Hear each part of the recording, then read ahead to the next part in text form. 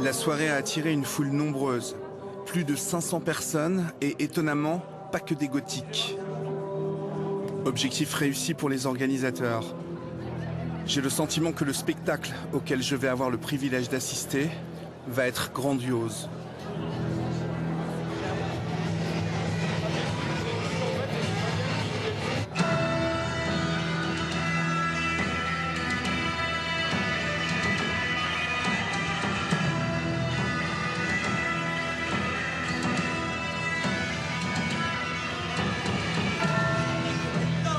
Rosa Crux sur scène, c'est un moment unique. Là, entre ces murs vieux de plusieurs siècles, leur musique prend toute sa dimension. La danse de la terre est le point culminant du concert. Un rite offert à un public transi. Une danse symbolique qui représente l'homme se jouant de la mort et jouant avec la terre. L'élément d'où il vient et où il retournera. Pour l'instant, devant les spectateurs ébahis, ces deux jeunes femmes défient la mort.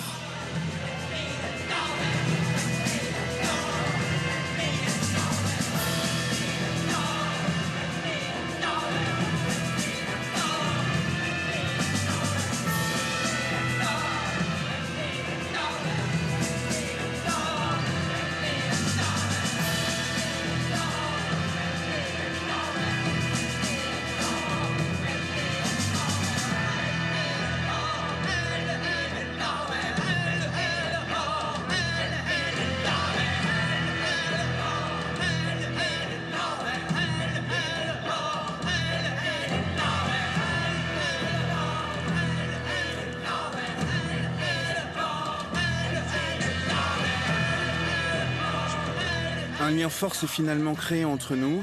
Quelques semaines plus tard, Olivier me propose de m'emmener au lac des 10 Échos, un lieu qu'il veut précieusement garder secret.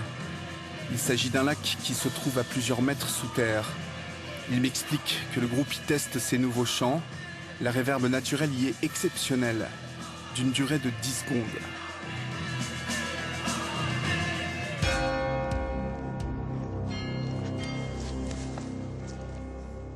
La spéléologie, ce n'est pas vraiment mon truc, mais à vrai dire, je suis un peu tombé amoureux de la musique des Rosa Crux. J'accepte donc ce voyage dans les entrailles de la terre des Rosas.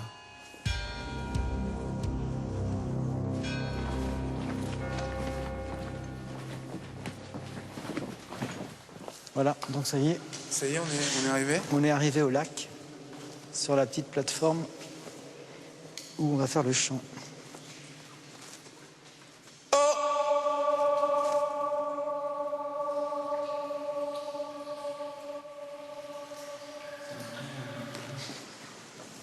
Bon, on allume les bougies pour économiser les piles. Ouais. C'est bon, on en a plus? C'est des hautes. Ah, des hautes. Et personne ne connaît cet endroit, en fait, Olivier. Bah, les spéléos le connaissent. C'est eux qui l'ont baptisé comme ça, hein, quand même. Mais sinon, non, c'est une entrée, une petite expédition qui est assez confidentielle. Est-ce que là, en fait, c'est ici que vous ressentez de l'esprit goth aussi? Bah, on a une réverbération naturelle qui est tellement énorme. Et c'est vrai que c'est typique de ce qui se passe quand on chante dans des gros monuments de vieilles pierres. Les murs sont faits des mêmes pierres d'église, hein, sauf que là, ils sont massifs. C'est pas des machins scellés ou... Hein, c'est ce que je te disais tout à l'heure. Toutes les galeries sont faites parce qu'on a extrait les murs pour faire des pierres d'église. C'était une ancienne carrière. Donc on a la même matière. Il y a ce lac qui doit réverbérer le son de façon importante. Et c'est encore plus obscur que dans la plus belle cathédrale ou dans un truc comme ça. Mais les sons sont proches, c'est vrai. Et techniquement, c'est un effet absolument impossible, très recherché dans les studios d'enregistrement. Hein, ce sont les machines d'effets qui coûtent le plus cher. Les meilleurs studios ont des réverbérations qui paraissent de plus en plus naturelles. Et des fois, il suffit de trouver un endroit où ça sonne naturellement. C'est sympa de revenir dans les sources des réverbes, les vrais réverbes. C'est pour ça qu'il faut que cet endroit reste secret. Oui, hein, c'est vrai. Nous sommes bien d'accord. Ouais, voilà.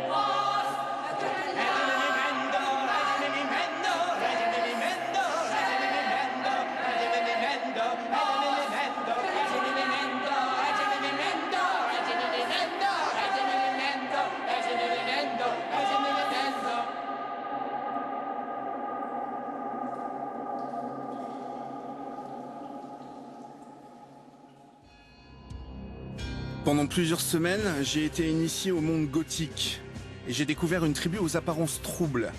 Un message de fond pas toujours clair et souvent camouflé derrière un look lugubre ou ostentatoire. Avec le temps, le mouvement gothique me semble s'être laissé envahir par de nombreux courants, le rendant finalement assez confus. Pourtant, l'authentique passion des Rosa Crux, le charme désarmant de Stéphanie, ma rencontre avec Andy et leur soif de liberté auront fait de ce voyage une expérience profonde et surtout unique.